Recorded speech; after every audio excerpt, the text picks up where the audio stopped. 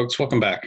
So I'm going to do this video on political anthropology. I'm going to start it in this.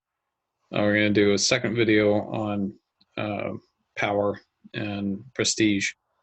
But I want to spend this one talking sort of as an introduction to political anthropology and then talk about different kinds of complexities in political structures that we see worldwide. And this really roots in the early 20th century, particularly among the British. And it's got sort of an interesting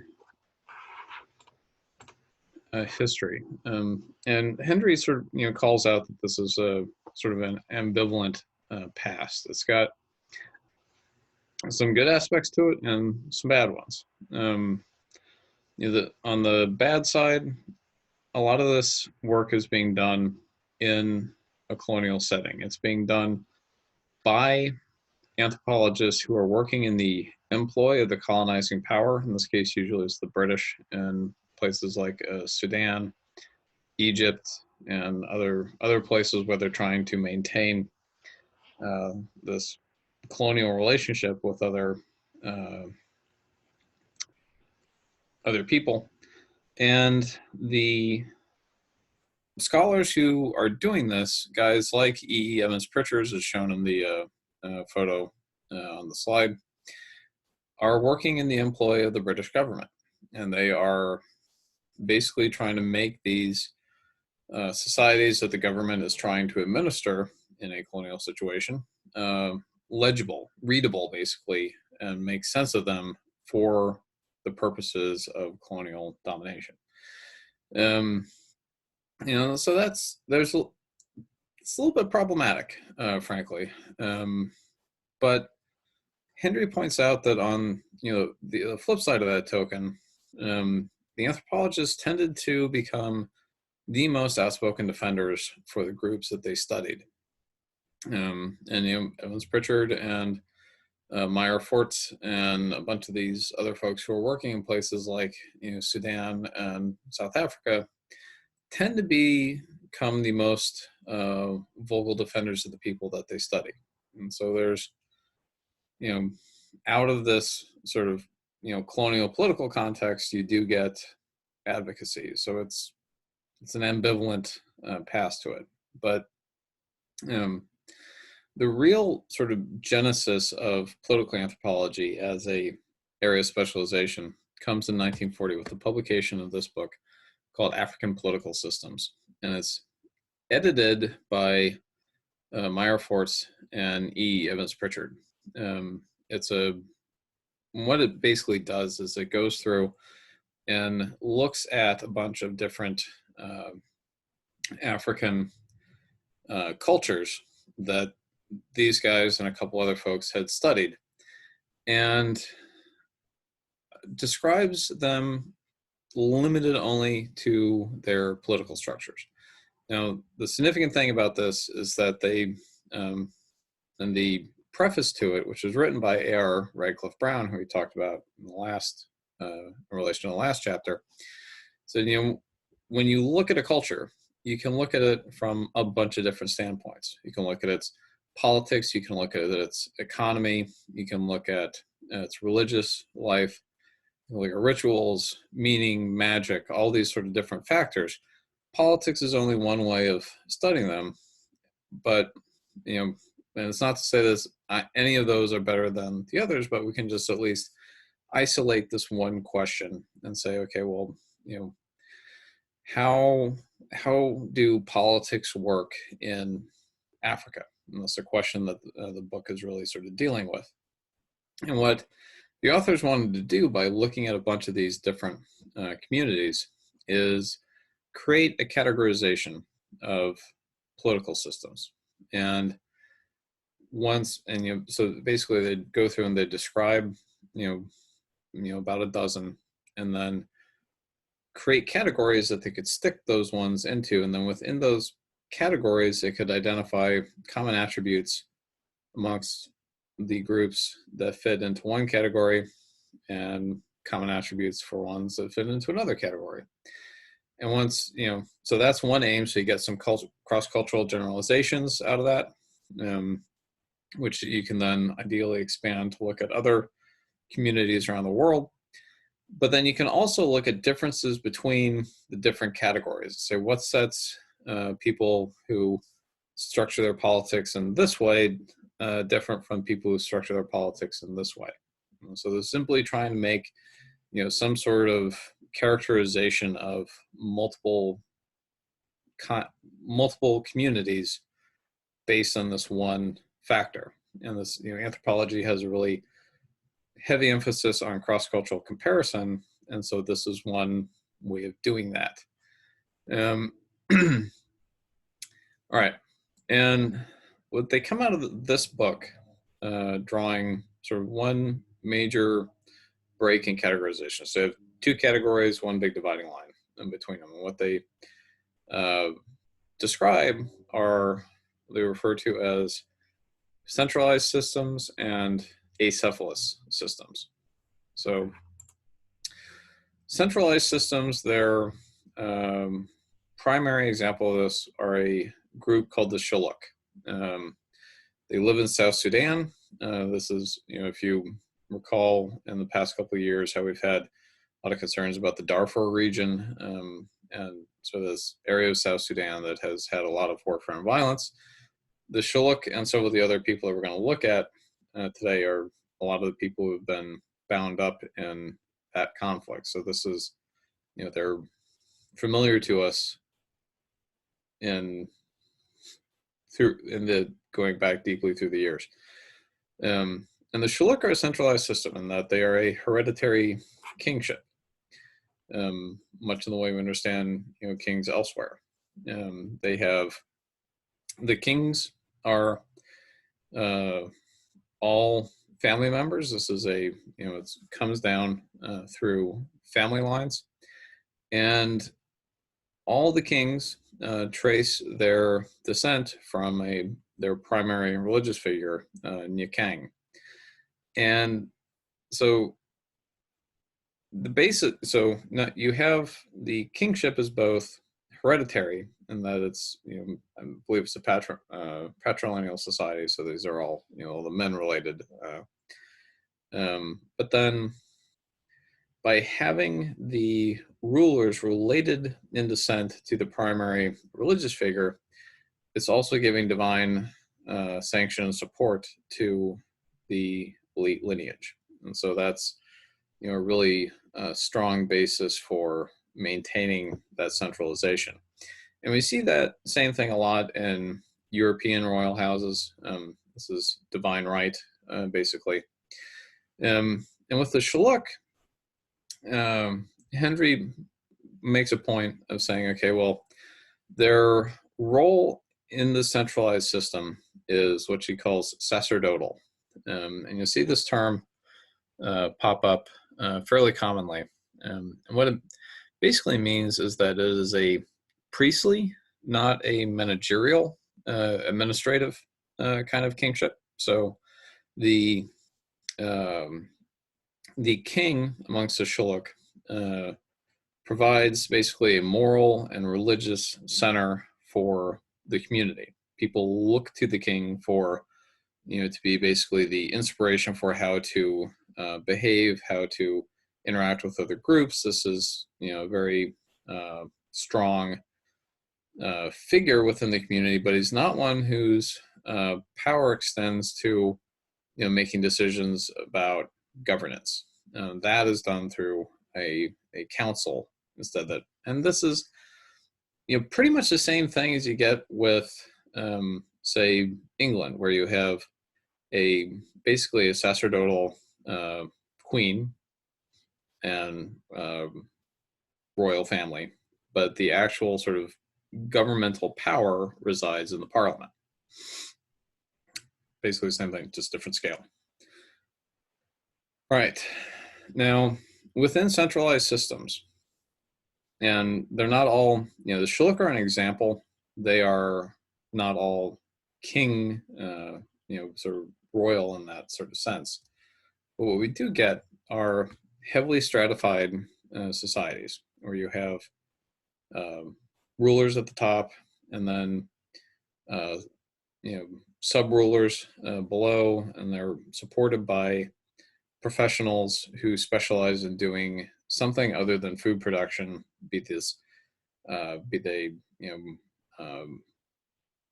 craftsmen, artisans that produce finished goods, be they teachers, and then at the lowest levels you have workers, laborers, farmers that produce not only to feed and support themselves, but then all the other levels of that hierarchy. So you have basically a leadership class, a middle class, and a working class. Usually the relations between these classes are mediated by some form of ritual. And this can be everything as simple as a head of state walks into the room, everyone stands up and pays homage to them, recognizes them as having significant social power. This is just a way of giving deference to individuals. And we've got the example here on the screen showing ancient Egypt, which was a highly stratified, centralized society. We have a pharaoh at the top, and then all these sort of levels of bureaucrats underneath, going down to the most numeric group are peasant farmers, workers, and then there's the slave owning society, so they're situated down below. These tend to be really large scale. They incorporate large numbers of people. The United States obviously is a centralized society. We have a set of leaders, set of rulers at different levels of them, all supported by bureaucracies. And in a lot of centralized systems, the leadership class is heavily reproduced by itself. And by that I mean that the leaders in one generation tend to give rise to the leaders in the next generation. And this can either be from simple sort of sense of biology. We saw with the Shilluk how all the kings are descended one from the other down familial lines. But also, in other situations where you have not necessarily formalized, divine right for people inherit the class of their parents, the accumulation of wealth by elites tends to pass on to the next generation, and elites from one generation sort of socialize their children into that class, and through educational opportunities provided to them, business opportunities that they get set up with, they basically sort of cultivate their children into being the next generation within that class.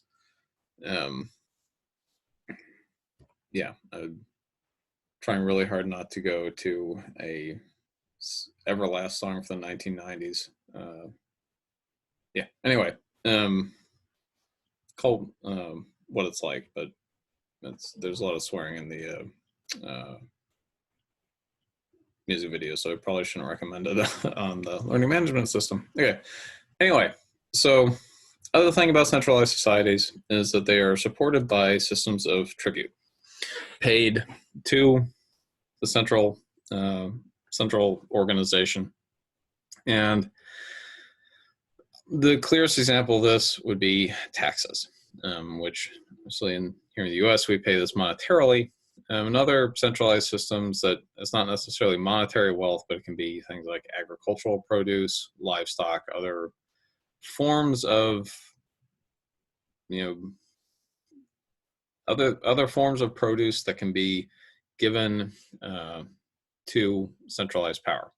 That can be either a centralized government agency like the federal government as represented by the IRS in America's case, but it can also be sort of presented to the leaders in some sort of elaborate ritual. And this is smaller society but still centralized. Now, there's sort of two aspects to this. One, the giving wealth, giving money, giving produce, whatever, is, partly about you are surrendering, some bit of your productivity to the state. But there's also a symbolic aspect to this, because it's not just simply that you are handing these things over, it's the fact that it's not what you're handing over, it's the fact that you're handing it over. And by handing it over, by, either by writing a check to the US government, or by presenting a gift, or was sometimes referred to as a prestation of, there's a good nickel word for you, of material to the king, you are symbolizing that you are part of the system, and that you are, formally handing this over to centralized power as recognition of, this is the way in which I become and maintain, membership in this. There's a very heavy symbolic aspect to this as well. Even if, you don't actually interact with the government itself, the fact that you are writing a check out of your bank account, putting in the mail, and mailing it off is a social statement to you, to the government. It is one of those sort of points of connection between the two.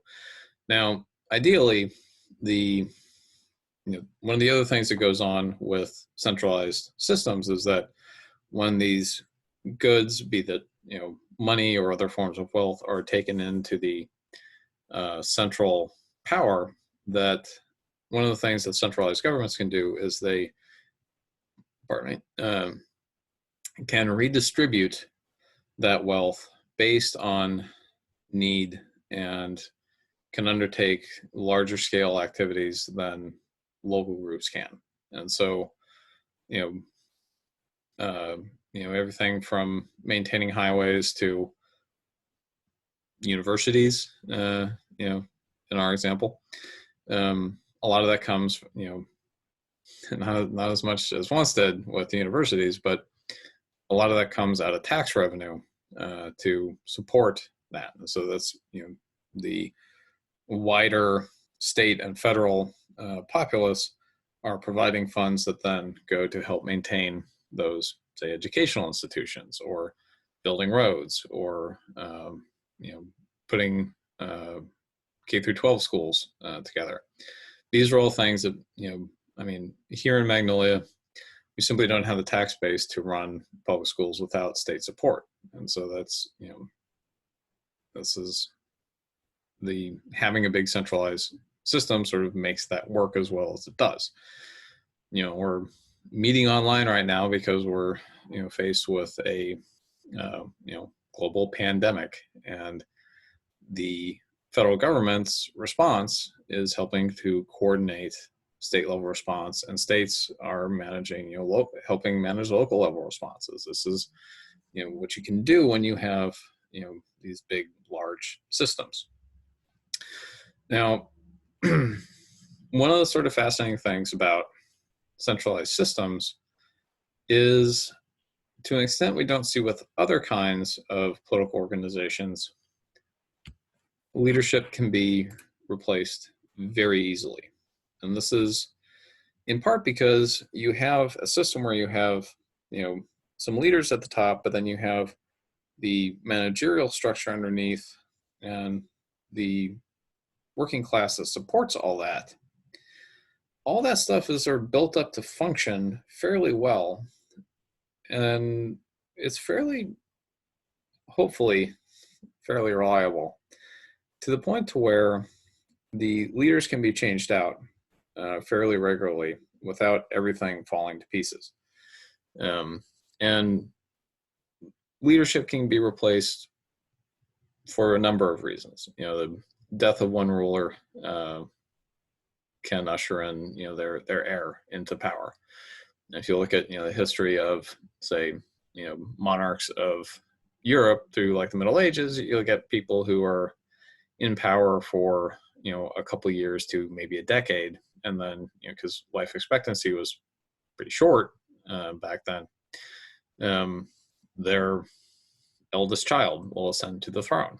And if you had to completely remake social orders every time that happened, everything, it would just be absolute chaos. But you can also get replacement through coups, through basically violent overthrows by some member of the supporting bureaucracy can rise up to replace the elites. Happens fairly regularly. You can also have outsiders come in and replace the leadership, and this is the picture that you have on the screen here. This is Hernando Cortez coming into Mexico in 1519 and encounters the Aztecs led by Montezuma, who, for various cultural misconceptions, thought Hernando Cortez was a missionary, of divine sort of origin, and Cortez, with a very small contingent of Spanish soldiers, takes over the Aztec Empire by simply replacing himself, or replacing Montezuma with himself, and by inserting himself into the top of the Aztec political centralized system, is able to conquer a city-state of literally tens of thousands of people in a very short time. And that's, sort of the, not the happiest example of that happening, because Spanish colonialism's not terribly peaceable. But there are, more peaceable versions of this. And a key example of this would be elections. Every 2 years we have elections for various federal offices, and every 4 years we have major elections. 4 and 6 years we have elections for others, and sometimes the occupiers of those seats change, sometimes they don't. But if every 4 to 8 years we had to completely tear down the political system, because we got a new president, we wouldn't last as a country very long. And just being able to rotate people in and out of these positions is really crucial for allowing these sort of big political systems to endure.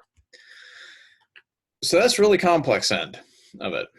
And I'm going to talk about the opposite end in a minute. I want to make very clear that when we talk about centralization versus everything else, that we're not placing these on a continuum of value or sophistication or intelligence. They do different things, and it's important to sort of understand the difference, but the difference does not reflect any kind of sophistication of the people involved in it.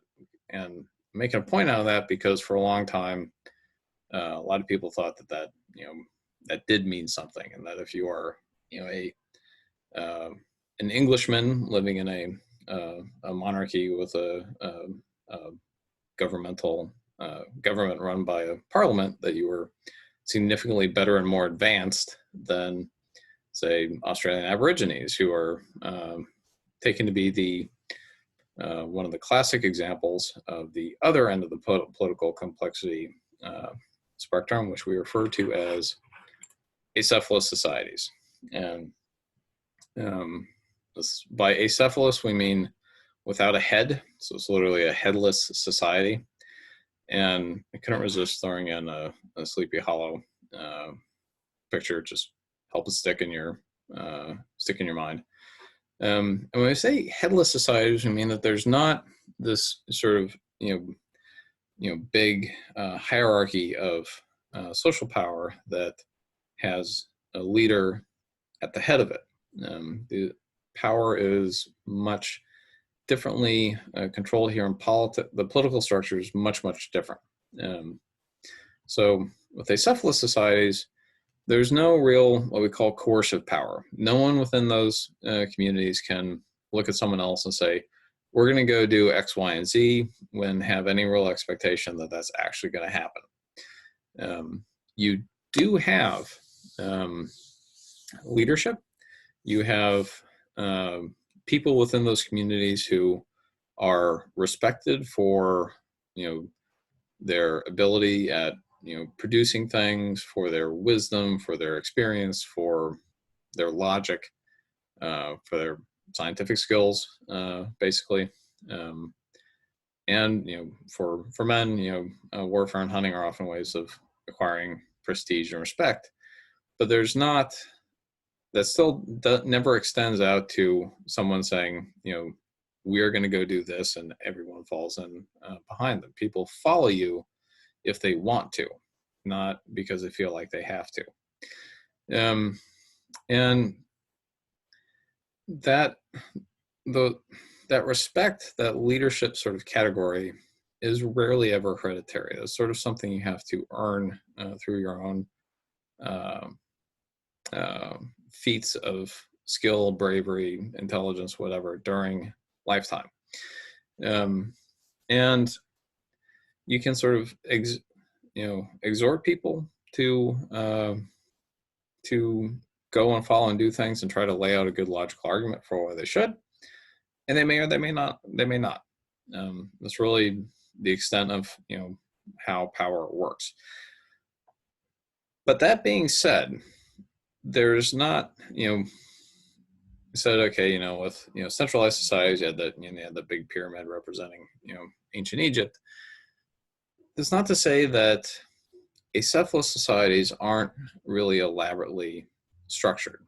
And there's a classic example of this, going back to one of E. Evans Pritchard's books, and I mentioned this a couple times before in class, but he's got a book in the 1940s called The New Era. It's about the New Era, but you didn't expect that, which is another one of these groups in South Sudan that he was out doing research on behalf of the British government on.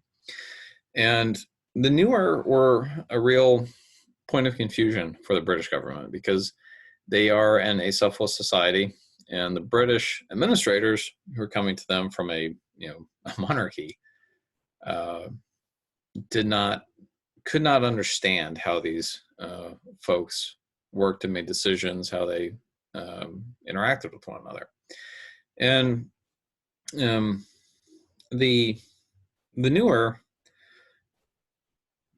their political life is really based around the basis of their subsistence, which they're cattle herders. And so their day-to-day life is basically them following and tending their herds of cattle. And and I think this is another one of the bolded terms in the book. They are a transhumant people, which transhumance basically means that you have two areas that you live in during the year. And so you sort of swap back and forth between those two. With the New Era, during the dry season, they'll live down along riverbanks where you still get access to water, both for you and the cattle. And then in the wet season, when the rivers would be up a little more, you could move up into the grassy savannas away from the river a little bit. You can graze the cows up there, and also stay out of flash floods. And I mean, you could apply the label of transhumans to what we call snowbirds here in the U.S. People who live in like Arizona during the winter months, and then go up to like New York or Chicago or one of those places that's really sort of cold and miserable to be in during the winter months. But they'll go up there for the summer when it's nice, and you don't really want to be in Arizona in like August. Did that once for a conference. Wasn't terribly pleasant, but anyway. So that transhumance is going back and forth between two places during the year, and the New Era are a transhumant people, and their so most of their time they're spending living in, these small cattle herding communities that are acephalous. And Evans Pritchard said, well, okay, when describing their political life, he said, they on a day-to-day basis, they live in these small cattle herding communities, but they're not without larger structures. And he described them as what he called a segmentary system. And this has everything to do with how the New Era responded to conflict and disorder amongst their people. And what Evans Pritchard observed about him, he said, okay, day to day, most everyone's going to be living in these small, what he called minimal segments. And these are going to be those individual camps of cattle herding families. So if you were part of one of these communities, you spend most of your time in probably an extended family camp with cattle, and that's going to be one of these sort of minimal segments. Now, if someone in your community gets in some kind of dispute with a member of a different community, you sort of look at how that person relates to your own camp to figure out, how your kin are going to get together to help defend you. And I said, okay, if the other person that you're having a dispute with is coming from, say, you're in this, little one here, and the disputant comes from number two, it's basically these two camps are going to be allied or aligned against each other. But if you're here in one and someone from four comes after you, then you can count on support from everyone from two here, but then the guy in four is also going to have support from three. And so basically these two camps are going to form A here, and these two camps will form B here, and you'll have these two groups set up against each other. And based on how the disputants interact, you're going to get larger and larger lines drawn between the communities. And so you can, when you have conflict within newer society, you can get, these isolated camps can become, linked one to the other, to where you get these really sort of major alignments between the camps, that this is where conflict plays out. And I feel like I'm making a hash out of this, so I got have the discussion board up on Blackboard. When you have questions about this, ask them on the discussion board, and we'll tease that out a little further. All right. Now, Forts and Evans Pritchard draw this big distinction between acephalous and centralized societies. Since their writing, Hendry mentions a third category that's sort of become standardized. And it's stuck in between the centralized and the acephalous societies. She doesn't really apply a name to it. This is, if you look in the section she calls leadership, this is a sort of middling case. I've heard these referred to as either big man societies or tribes or chiefdoms, somewhere around in there, that she doesn't. I kind of wish she had made a call as to what she was going to call these this category. But she offers as example for these communities two groups that are in the Brazilian rainforest, the Yanomamo, one of the more fun names to say, and the Aqua Chavante, who live basically in the same area. They're similar in a lot of their cultural background. And unlike acephalous societies, they are more linked, slightly more centralized. They have there is greater organization at like a village level. They tend to live in larger communities than the newer do. but they aren't centralized in that those villages aren't really sort of bound together into one common political entity. So they're sort of in a middling area, and they have definite leaders who they're in some cases maybe a little more hereditary focused than you get with acephalous societies, but again, there's no coercive power. And Hendry links this to the way in which they make food. So with the newer, where you have people moving in a transhumant lifestyle, following the cattle herds, between the upland areas in the wet season and the river valleys in the dry season, the Yanomamo and the Aquashivante practice a kind of shifting agriculture that is referred to oftentimes as swidden agriculture. And let's see here. Should have put that on the slide, but didn't. So I'm going to hit text on this. We're going to go swidden. All right. So swidden agriculture, or shifting agriculture as it's often referred to as well sometimes. That was a terrible sentence. I apologize.